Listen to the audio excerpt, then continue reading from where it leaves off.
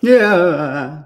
Morning, everybody. How are you? Sorry we're a bit late. Mark was having technical nightmares. Oh, God. Anyone that's just come over from Instagram for the first time, hello. We just had a lovely chat on Instagram, didn't we, about all sorts of shit. Yeah, you did.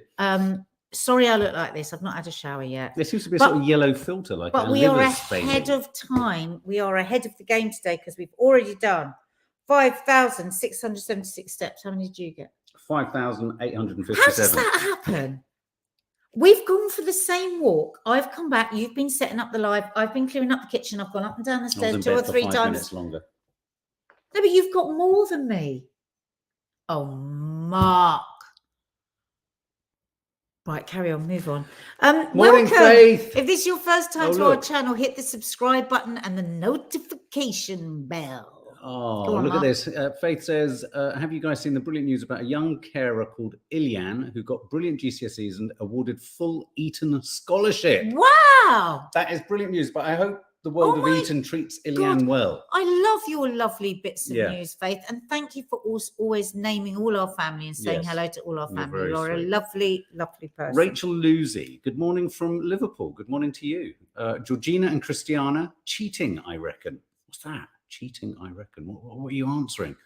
Cheating, I reckon. My first visit, hello. Elsa Pop, just been laughing at a Mark compilation, still as funny when re-watching. Oh, God, Elsa Pop, I'm glad you brought that up. Oh, I watched that recently. Where was I? I was desperate to watch something and only had one thing on my download, and I watched that and it really made me laugh. If you're wondering what the hell we're talking about, guys, if you're new to the channel, so we have our family reality show, our vlog, and almost every vlog, without me even realizing, actually, I scream at Mark. Yes. Anyway, one of our brilliant followers here has Sky Elise. Was it Sky Elise who did it? Yes. Yeah, Sky Elise. Because there's been a number of different people. I think it was. Or was it? No, was it Gabby? I can't. Well, either Gabby or Sky Elise. Both Gabby and Sky Elise have done compilations from our vlogs. And this Mark one, it's really funny. So where would they go if they wanted to watch it? We rarely get a chance to look back or watch back either. So exactly, because I get too cringe to watch myself. But when you guys do a compilation. Have you got a pen and paper? Or can you use your phone? Caroline Milbourne, welcome as a new family guest. Oh, stay to the end, Caroline, because what we will do is, I'll put it in, Mark. We will sing you a welcome song. Caroline Milbourne. We'll sing you a welcome song. Well, in fact, what we do is we destroy your name. It's an age-old tradition where Nadia or I destroy your name through the medium of song, and you can use it as a ringtone on your phone. There's lots of names here I don't recognise. Victoria Pettypiece. Good morning from Selfos in Iceland. Wow. Oh, welcome. Georgina and Christiana cheating with our steps. We need a friend in Iceland. We love Iceland. Absolutely. I want to go back to Iceland. Morning, John Cameron. Julie Hart, watched your Margate vlog. Would have loved to have met up. I live there. Oh, sweetie. Lexi Mack. Morning, my favourite couple coming to Loose on the 16th of September, but I don't get to see you now. Is that a Thursday or a Friday? Because you will. Well, there you go. Try and grab. Listen, guys, if you are if you come to the show, right, and you are a subscriber, just alert Lee and say to Lee, my friend Lee, that most of you know, who's the warm-up guy, I'm a sub. Can you tell Nadia? Because then I'll always come over and say a special hello to you. There you go. Okay? Okay. Right. So today, if this is your first time joining Coffee Moaning, we are here Monday through to Saturday. But on Saturday, we do things a bit differently in that we use the newspapers, whereas in the week we gather news from all over the place. But we like to make it a bit different on a Saturday. There's some really horrible news out there today, and do you know what? I've avoided it because I just think it's a sunny day, it's a bank holiday. I think we just need a bit of a break. Well, Am I right? A little bit like the No Name Sunday show. In the live No Name Sunday show, we do the newspapers. We try to find stuff that's a bit fun. Obviously, you can't go through the papers and completely sidestep all the serious stories. But I didn't want to do all the horrible stuff today. We're not talking, put it this way, we're not talking about energy or anything like that this morning. Because, the first story I just wanted to share was this, which is bad news. So let me just add this. This late Windermere. River flows in England in July are at the lowest for 2 decades, and next year could be worse. I was having a conversation with your mum the other day, and she said, is the Thames if where the Thames starts has stopped flowing water? Such a difficult philosophical question, because of course, Betty. because I said, well, perhaps the tributaries that are feeding the Thames are now the stronger source of the River Thames. And as your mum rightly said, well, that means that it's not the River Thames anymore. She's a difficult bugger. Yeah. So she will look for a row. Yeah. Well, no, I think she was asking an incredibly important philosophical question. And I don't know why we're getting louder and louder. She'll say that's somebody else now. Well, I don't think you can call it the Thames anymore. It's the lowest. The river flow rates in England are at the lowest this summer than at any time in the past 21 years. I think there's an assumption that because of this green and pleasant land and photographs of our countryside like this, bucolic trees and all that kind of stuff, I think we just assume that we have water galore.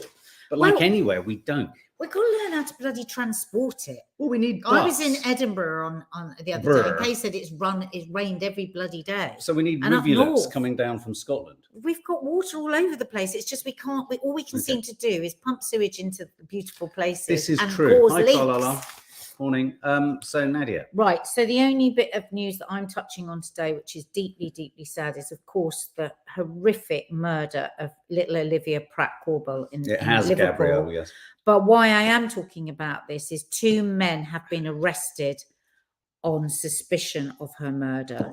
Obviously, just on suspicion. We don't know if they're the guys, but hopefully the fact that this has moved on will be some sort of, God, what comfort. There's not going to be any comfort for the parents, because they did make quite a strong appeal for people to give information and stuff. So that's that.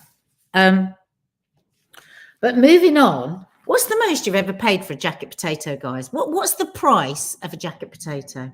Like jacket potato, beans, cheese, tuna, butter. What do you think that would cost? Say that again. Jacket potato, beans, tuna, and cheese. Well, it shouldn't cost a lot. Or a chili con carne. In the cost of living crisis, it's probably about £17. I was sharing with Nadia yesterday what the tell them that. If there was an equivalent rise in the price of coffee, as there is in gas and energy and what have you, a coffee would cost £28. A pint of beer would cost 33, wasn't it? £33, absolutely. So that's how much our fuel has gone up. £6.95, £4, £4.50. I paid £12.50 once. I still feel robbed, says Gabrielle. Well, Gabrielle, you were the perfect person for me to talk to this morning. Wow. How about £195 jacket potato? What? Now that really is a posh potato. But no, we've got it up. They've got it up. Baby. They've got it up. 195 quid, right? It takes 25 hours. Is that just by putting flowers in it? Well, is that because someone's gone out and picked flowers? I'm going to tell you. It takes hideous. It takes 25 hours to prepare. Yeah. Has 29 ingredients. And is the star dish of a top London restaurant. So it's what's his name? What's his name? So it's the Holborn Dining Room. It's Tom Kerridge's restaurant. Oh, it would be. The Hand and Flowers. What is wrong with him? Does he want a reputation or something? What is wrong with him? Why does he only do stupidly priced But here's the thing. People are queuing for it. Right? No. Yeah. What do you think? Shall I have a go at making it on the YouTube channel? I'm gonna have a go at making it. Right. Funniest thing, because Kimberly Jones, tone deaf spud. Yeah. So Makes me angry. Oh my God, I literally can't tell this story. Makes me angry. With all due respect, you talk over everything. I do. So I was looking at how to make it and what was in it. Of course I was, I'm a cook. Because I was thinking this will be so funny to make this on my on what's the new vein on the new series? Chaotic Cook. The Chaotic Cook, and see if it tastes delicious. So I was looking at it, right? And so this potato cooks for us. 29 components. It's got potato, butter, shallots, garlic, double cream, salted kombu, a type of Japanese edible kelp, seaweed bacon, trout eggs, smoked herring eggs. It just goes on and This on. sounds like, hang on, this sounds like a recipe for a spell by the witches in Macbeth. It does, doesn't it? Yeah. Handmade, eye of frog, foot of does. dog. Handmade knobbly crisps. Right. So I'm looking it up. Now you need this special, you need all these sorts of these different gadgets. So the gadget that they sell, that they cook this potato, it's in like in a sealed bag. And it's called a sous vide bag. Sounds disgusting. So basically, you put the potato in a sous vide bag. It's like the bag shrinks, and then you put the ingredients like a in. suction pack. Yeah. So that machine costs £400 to cook it in. No. But there is a way round of doing it without having that machine, right? So you put it in a vacuum sealing bag, right? And then you put it in a saucepan of water. Someone just said, so it won't be crispy. Exactly. Right. So I'm looking at this. It's a bloody boiled potato. Oh, fuck off. It's not crispy. Sorry for anyone who's got a child watching. Cover your child's ears. Yeah. Fuck that. Stage one is preparing the potato by heating my hot water bath. Right? Getting the water to 98 degrees and then putting the potato in it. So it's a boiled. And how much is this potato to 195 quid. The potato. Yeah. That's the menu, no? Is this? No. It says here, restaurant's £195 menu. Well, Can you make it cheap as chips at home? I think. Yeah. No, it's not the menu. It's the potato. It's £195. The potato alone. It has a vinegar reduction. It has these homemade crisps. It has a beurre blanc. And of course, it has the caviar. And a Charalumbus. Yes, fuck off. I mean, it's an absolute... I have to say, he's really wanting to court controversy, this chap, because every single time he's in the papers, but every single dish he does is ludicrous. It's very cheap PR. You would be shamefaced to admit that you'd ordered that. And of course, it's got flowers as well. Oh my God, that's just the food version of the Emperor's New Clothes. Only fools, says Julie Sharp. Do you want to know what she says about it? Who? The woman, the Sarah journalist. Rainey. Yeah, go on. Every mouthful melts away. It's almost meaty in its hearty, robust flavour. Now I see what all the fuss is about. That's what she says about it. Russ Sapp says, anyone that orders one needs their heads testing. The country is living in a crisis with the cost of living. Yeah. Oh my God. But also it highlights how the very rich are untouched. Okay. Well, this is a worry for anyone who's struggling with their sleep. Oh God, I saw this. A good night's sleep stops heart attacks. And apparently this statistic is massive. Yeah. 7 in 10 heart attacks and strokes would be prevented if we all got a good night's sleep.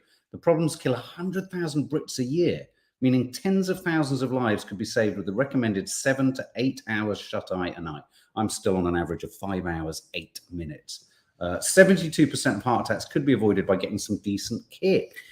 No, and they also talk about how we have a real responsibility to teach our children from a much younger age about how, well, good luck with that. I talk to my kids all the time about bloody sleep and they don't bloody listen. But here's the thing. If you drink coffee, this could be something that a lot of you are doing. If you drink coffee on an empty stomach, doesn't matter how early it is. If you just say, oh, well, I only have one coffee at 7 o'clock in the morning, it can't be the coffee that affects my sleep. It is. Because if you have it on an empty stomach, it affects your melatonin. So come 11 o'clock at night, 12 o'clock at night, when you're wanting to sleep, you will wake up again. So first step is no coffee on an empty stomach. Sorry, it's painful, but it's true. Okay, Dan Snow is. I want to give Dan. Oh, sorry, no, wrong story. Dan Snow. I agree with him. Dan Snow says, "Give Stonehenge a miss. It's fucking boring." He says, "For any tourists where money's tight, time's tight, go to a top-tier tourist attraction such as Durham Cathedral. I would argue exactly the same. I'd like to see Durham Go to somewhere like Canterbury Cathedral, where you've got gallons and gallons of history, rather than a bunch of broken teeth stood in a field that, is, yes, you know what? The nicest way to view Stonehenge isn't up close anyway. It's as you're driving down the A303. It's quite extraordinary when you drive past it. But what I would say is, yes, for some people, but for other people, they get druids and all. There's people that are into the spiritual side of it. Different if you're into it, but if you're a tourist, I'm not talking about druids, and I'm not talking about if you're a fairy either. If you're a fairy, it's an absolute must see. You need to be there many times of the year. But I'm telling you now, it's a con. It's a con, and people are time poor and they are cash poor. And there are many other better places to go, and also it'll free up the A303. So yeah, Dan Snow, agree. Yeah. I just thought I'd just do a nice thing here. Just a little nice thing. Isn't that a lovely photo of Ben Affleck and J-Lo? It doesn't look like he's interested. Look at his hands. Oh no, he's doing the I'm cutesy, and she's he's not. Like he's doing the I'm falling back type. Yeah, but she's like loving it. He's playing cool. Is he? But I think it's just lovely. That looks really horny and sexy and kissy. And they're having a lovely. There's a lot written about these two, and a lot of. So can you go in this story, Nat? Well, I just think it's a beautiful picture, don't you? Look, up on her tiptoes with her flip flops. Could this lead to Saturday Night Fervour? Mark, that's the oddest. I just thought that was lovely. It is lovely. It is lovely. It's a lovely picture. Look, her hair flowing in the wind. But you know what I thought about that photo? A moment of true romance. No, but what I thought about that photo, I thought again they were being mean with him. I thought they went for a photo where it looks like his hand isn't interested in her. And I thought, that's that like go on, kiss me moment. Is it? Yeah. Is that what it is? Yeah. Okay. What have I got here? Let's have a look. So Dan Snow's been ranting. Secret to happy life is secrets. Keeping little secrets from your partner could be good for your relationship. They reckon that guilty people overcompensate for buying something naughty, which has benefits for the person who was kept in the dark. This might include spending more money on gifts. So basically, keeping a few little secrets away from each other, or keeping secrets from each other, is a good thing. Do you agree? Depends on the secret. It depends what the secret is. I mean, I definitely think that to feel that you have to say every single thing to your partner isn't healthy. But I think as much as you want to say is healthy. And I think it's also healthy to keep some stuff for yourself. Yeah. A couple of points just going back to J-Lo. John Dobbins says, I'm so sorry, but I think in 2 years we'll see their divorce. And Lee says, I'm going to say it, I'm a bit sick of hearing about J-Lo and Ben. The papers are obsessed with them. I'm only going to do another one because I've got slightly more than you. Notting Hill Carnival, obviously this weekend. It's a big deal, this. It's back. They're on the streets. Carnival means too much to too many to ever go away again. And I think, this is my old neighborhood. I think this is someone else's new neighborhood, isn't it, Lee? This is good news. I think this is really good. I mean, I do think, like with all of these things, they've become, like Glastonbury, so much bigger than what they were. And I think there is this, I don't know if it's the same with Pride. It gets to a point where it's so big, it lacks any intimacy whatsoever. That it becomes... I do feel sorry for people that live in the area, but then I don't, because I think lucky buggers live in. Well, there is that too. Yeah. So, and a lot of them have got places in the Cotswolds that they can escape to. Well, the vast majority who organise Carnival don't. Exactly. But the ones that moan about it are all the ones with the big fat houses and place in Cotswolds. They own Cornwall. Yeah. Okay, so I'm going to Dr. Michael Mosley's page, and actually I'm interested in the whole page here. Mark said, which one of these headlines said all of them? Now, first of all, just this little one over in the far right-hand corner there about honey. Oh, right. I didn't know. As he says, we've known for a long time that honey can kill bacteria. Roman soldiers used to use it to stop wounds going septic. And I'm a massive believer in honey as a therapy. He forgets to mention here when he says, drizzle some honey on your porridge and everything, that it's about the quality of the honey. This doesn't work if you just go and get like a cheap supermarket honey, because it's mostly sugar. You have to get a really good quality honey, squeezy honey with properties in it. And ever since the kids were small, I would use it for small cuts and scratches and stuff. It's amazing how much it heals. For sore throats, if you use good quality honey, pure honey, expensive honey, I'm afraid to say, and keep it like in the medicine cabinet so people aren't slathering on the toast and stuff.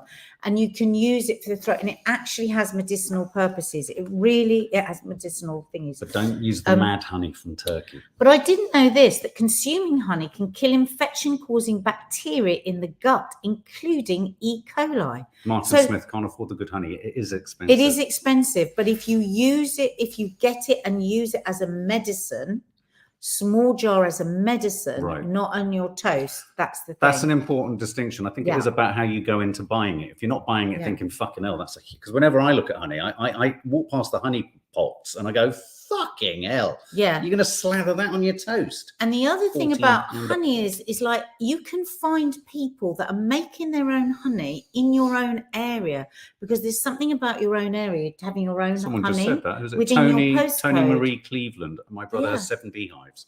He's been a beekeeper for years. We've got some around the corner. And you can literally look it up on Facebook or whatever, and somebody might be selling their honey that they've, they do it in Brixton. There's a beehive. What do you call them? A beehive. Yeah, there's beehives above the Ritzy Cinema. So that would be good for you if you have if you have like hay fever and stuff, isn't it? If you have the honey from your area. Yeah. But that is an affordable way to do it, is to look up for somebody local rather than buying Australian Manuka honey, which can go up. So I just thought that was a good little thing. Chewing food properly can keep you slim. Not only will you eat less, but your body will absorb more nutrients. Now, who fucking hates chewing? It's boring. I really hate chewing. I don't mind the first couple of chews, but then it's like, I don't want to sit there. It reminds me of eating meat at school. Yeah, but it's another one of those things that we can do that is small, that will make a massive difference to your health. Wow. So my gut doctor says she would probably have no business if people chewed properly. So much of what goes wrong. So like if you're really suffering with all sorts of things around your gut area. She's lovely. Put her out of business. She's lovely. By chewing properly, you can, a lot of your gut problems you can sort out. The other thing is, because you're chewing properly, you're absorbing the nutrients better, and so you get fuller quicker and stay fuller for longer. So that's where it's good for your weight control. Really think about it. Really think about, just like a cow does. You chew all the nutrients. MeTube says I always chew. I mean, everyone chews. You chew to some extent. Okay, 1, 2, 3. Otherwise you would be No, but I go like this. I go, and I swallow it. Like a pelican. You know when they go... My dad, who was brought up where there wasn't a lot of food, will sit and chew and chew and chew. But it's so much with the way that we just live with everything, isn't it? Everything's so stuff. Yeah. You don't even think. I mean, we had a McDonald's last night. I think we ate it in about 3 minutes. Yeah, terrible. And just a last one on Michael Mosley, because I love my health stuff. And this is quite good news and bad news. So, the most common cause of death in this country is dementia, right? And recently, this is his words, there have been shockwaves around the world. Well, hang on. Natasha on that note says cows throw up their food and then eat it again. Maybe we should do that. That sounds like a good idea. But a long-held theory about what causes Alzheimer's may not only be wrong, but is based on manipulated data. Now, billions of pounds have been spent going down this route on the idea that that it's the, what's it called? It's the protein buildup on the brain. Plaque. Brain plaque. Target amyloid. That's it. Amyloid plaque. Now, the drugs haven't worked, and some drugs, sadly, have even made things worse. Right. But so what is this saying? There is a new technique, a hyperbaric chamber, that they have been doing research on. Wow. Right. What is a so this is a bit chamber? like, but this is a hyperbaric chamber, the changes in pressure and rising and falling oxygen levels. Oh, spending time in a hyperbaric chamber. Spending time in it. So they did a study last year using 6 people with the average age of 70 who'd already shown some memory loss. Right. So these chambers, I think what they use for divers when they get the bends. Yes. Yeah. So they did this study, and there was a 20%, which is massive, improvement in their memory scores. Oh, right. Now, nobody's going to have a hyperbaric chamber, are they? I don't know. So the good news is... I met someone once at a Crystal Palace football match who did. He was going on about it a lot. There is a way we can do this ourselves. Do you want to know what it is? You put your head in the microwave. No. Oh. So you by improving the blood flow to the brain. Yes. So press ups or squats that involve moving your head up and down against gravity. Exactly. And look how good your memory is. Yes. Which leads to big, massive changes of blood flow to the brain. Right. And this relieves brain-derived neutrophilic factor, a hormone that acts like a, listen to this, I love this for imagery, a fertilizer to the brain. Is this a little bit like the idea that yogis say that by standing on your head, maybe, in a sense, you're providing an enema of blood to parts of the brain, perhaps, that you wouldn't normally reach? That must be good. But I think what it is, because I watched something else on this with Michael Mose, it's the movement of the blood going up and down creates the brain to go, what the fuck? Move your head around then. And then I can't do a press up. I can't do a press up. Do a press up. Really like and that. The other thing, guess what the other thing is? What? And I love this, got a lot from this one page in the paper. You're going to love this. This is all good news. It's great news. Is intermittent fasting. So 16-8. So 16-8, when you eat, chew it a lot. When you've chewed it a lot, get on the floor and do 100 press-ups. Well, start with 1 press up and try and build up to 40 press ups a day. Whatever your age, that will improve your memory. Okay, that's great. That's great. So I think that's exciting because all we hear all the time is how there's no good news about dementia. There, you can do something. 16-8, press ups, dancing and painting and keep healthy, says Sue Williams. As a dementia nurse, we see more vascular dementia than Alzheimer's. Keep healthy. Yeah. Right. I'm going to rush through a couple of stories here. Here's one I made at Can't Make earlier. Peter Purvis, do you remember from Blue Peter, is incandescent and spitting feathers because they've invented the tubeless loo roll, which he says is going to devastate the world of arts and crafts. Peter Purvis has described the invention of tubeless toilet rolls as a complete catastrophe. I mean, it's not hyperbole, as it deprives the public of a key component of amateur arts and crafts. What do you think of a toilet roll? I mean, the good old fashioned, your sister lives for things like that, doesn't it? Yeah, Matt Dina's always like, where's your newspaper? Where's your toilet roll? This is the ultimate job vacancy, running a lighthouse. Oh, why have all my stories gone in the wrong order? Oh, this is annoying. Gino De Campo. We were talking about this the other day with someone, and we were talking about how it's almost seen as a badge of honor when people don't read. And Gino De Campo has admitted that he's never read a book in his life. Oh, I have never read a book in my life, he says. I'm lazy, and I think if a book's good, they'll make a film of it. So I watched the movie and it's job done. Some people really struggle with reading, so I'm a bit reluctant to just knock everyone that doesn't read. No, I'm not talking about, I thought exactly that, but I think it's not necessarily something to be proud of. I think sometimes people sort of do it as a bit of a kind of, but if you feel a bit like somebody that has like a lot of people with ADD, a lot of people with dyslexia, to hold a story in their head is very difficult. Yeah. So I think that it's great now that we recognize that there are other ways to do it, you know, to get to feed your brain with that. But like when you're right, you say, oh, I wouldn't read for anything. No, I think there's a tendency amongst some to do that. And some bride and groom were absolutely delighted with a visit from Keanu Reeves. He just dropped in on their wedding. I've got that story, which is just lovely, isn't it? I can build on this story because Lisa is doing his makeup at the moment for something he's done. So, and I have to report back that he is as charming and as lovely and everything we've ever thought of Keanu. Keanu. He is a lovely, lovely man. He's a lovely man. Look at this story. This scared the shit out of me. Kate Beckinsale, you will be annoyed if you're listening to this. That scares the shit out of me because I know you love foxes and you get on with foxes, but I have fear of foxes. So look at this picture of this couple, of this fox. So this couple, Beth Pinfield, awoke to discover a fox in her bedroom looking straight at her. She wakes up her partner. He screams. The fox runs into the bathroom. Of course, bless it, the fox is terrified, jumps up at the window, knocks everything off that you can see, the plants and everything, breaks everything, peed everywhere. And so then, I mean, they did eventually get it to get out there. Very sweet. Look at it. She said it looked small there, but it was the size of a medium dog, and they were really scared of it. I mean, I'd be scared if there was a random dog in my house. This is a bit not necessarily because it's a fox. It's a bit like last week when the New Zealand family found a seal in their in the hall of their house, isn't it? Fox sees red and trashes couple set. That's very sweet. Very sweet. But they think that because they've got guinea pigs that run free in the house, and they had a window, they had a new cat flap. They think the fox smelt the guinea pigs and came in through the cat flap. Oh no. I love this next story. I love the fact that it's made the news. You don't know wash you're doing. Footy star Daryl Dyke admits washing his clothes with dishwasher tablets for 8 months.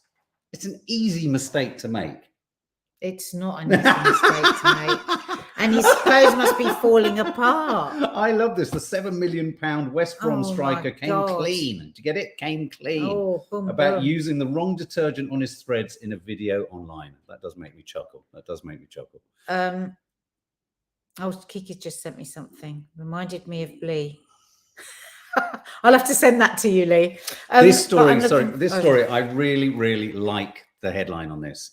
I want to see your Lance a lot. This made me roar with laughter. Exclusive night of passion. This chap, lusty ladies are getting in a lather over a castle's long-haired lancer. I mean, think of writing that paragraph. Lusty ladies are getting in a lather over a castle's long-haired lancer. But this is the bit that really made me chuckle. He's a good-looking chap. He looks a bit like Jason Momoa. He's at Warwick Castle, this guy. But look at this subheadline. Randy women wild for hunky jouster. Is that a longbow in your pocket, or are you joust pleased to see me? He's going to get a bloody movie deal. He is. Well, I mean, he looks like Jason Momoa. Games of Thrones. He looks Games of Thrones. Games of Thrones. What's it called?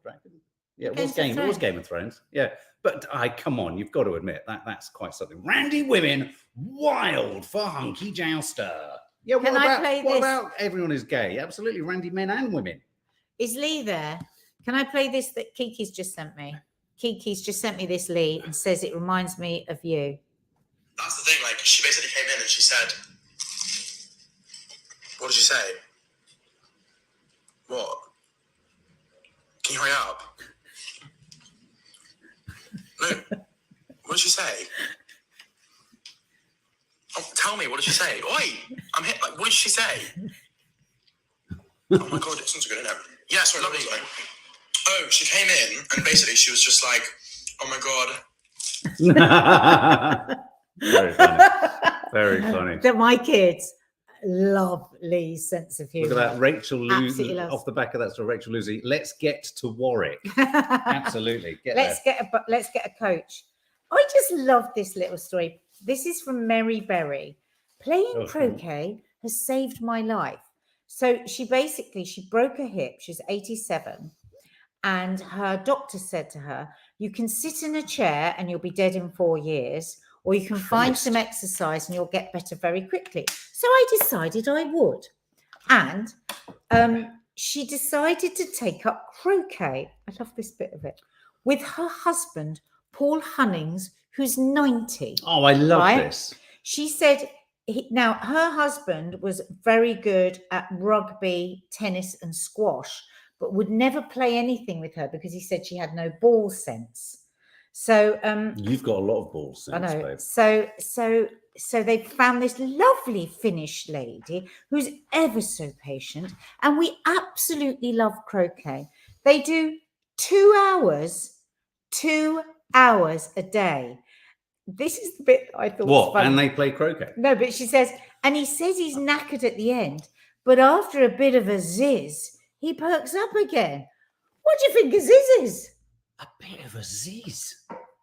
I know what a ziz is, and it's not a technical term. Do you think she means a bit of champagne? No, she means a bit of mallet on mallet. But after a bit of ziz, he perks up again. But anyway, they play 2 hours of croquet, and she's doing pretty. He's 90 and she's 87. I think that's lovely. The sound of croquet is such a wonderful thing. What a lovely thing to start. To think, 87, we're just going to start playing a totally new sport. Yeah. Brilliant. Penelope Cruz is back in a new film, which I'm going to see this weekend, called Official Competition. She plays an eccentric art house director. I just had to show a photo of her because she's wearing latex. Do you like latex? No, but I like Penelope Why Cruz. do you always say this thing about latex? I don't. I just like Penelope Cruz. No, but you said I'm going to show it because it's latex. Because it's Penelope Cruz wearing latex. Latex. Yeah, Oh, okay. yeah. I mean, I couldn't give a. So if there's Penelope Cruz in tiger print, it would be. The Yeah, same. I mean, it would. You do think about the squeaky sounds, don't you? Is that sexy then? I don't know. I don't Police stop 30 hens being cocks. Oh, Great Mark, headline. what's that picture? Well, I pulled that picture out because I thought it was too much. 30 women all wore penis costumes to a rowdy hen party during lockdown. What's interesting about this story is this news emerged, believe it or not, this information emerged in a Freedom of Information request by party organizer last night of Freedom to find out how much trouble stag and hen do's caused. And this was a report that says, can you imagine filing this report? About 30 people having a hen party all dressed up as a penis. I think you need to show them the picture of the penis. Well, no, that's the penis costume. Yeah, but that will then YouTube will have a freak out. YouTube will have we all know what a penis looks YouTube like. will pick up that tiny picture. Yes, they will. Yes, they will. They absolutely will. And finally, it's a great picture. I want to ask your opinion, guys. Should me and Nads go to this restaurant and do I don't know, what is a taste test? The restaurant where sex is served up on a plate. In Soho, everything on the menu is phallus orientated, and they've had to, it's in Soho, they've had to frost the glasses, frost the windows that people can't see in. Can you imagine what sort of people would be in there? Yeah, there's the Mona Lisa with penises on the wall, the girl in the mirror with penises on the wall. There's penises. Apparently there's penises everywhere. I don't want to be looking at penises everywhere. Thank you very much. No, I know what you mean. Don't be such a dick. Anyway. Okay, we need to do a welcome song. Yes, to Caroline Milburn. Welcome, Caroline Milburn. Welcome, Caroline Milburn. Welcome, Caroline Milburn. Welcome to the family guest. You are welcome here. There you go. Thank you for joining us. Hit the subscribe button and notification bell so you always know what we're uploading and when. I wonder if they eat with a fork or a fuck when they Laura Lawler wants us to do street food in London markets. Let's do it. I would love to do that. Let's go to Tooting. Tooting is the best place for street food. I love street food. I would love to do reviews of street food. And the thing is about street food, it's affordable for everyone. Exactly. Guys, have a fantabulous day. The weekly rushes will be landing at some point. There's a Green-Fingered Hell, a very funny one. I've forgotten how funny it was from that went up last night. And reviews of Marriage and She-Hulk and all sorts of things are coming forthwith. Say bye, Nads. God, that's so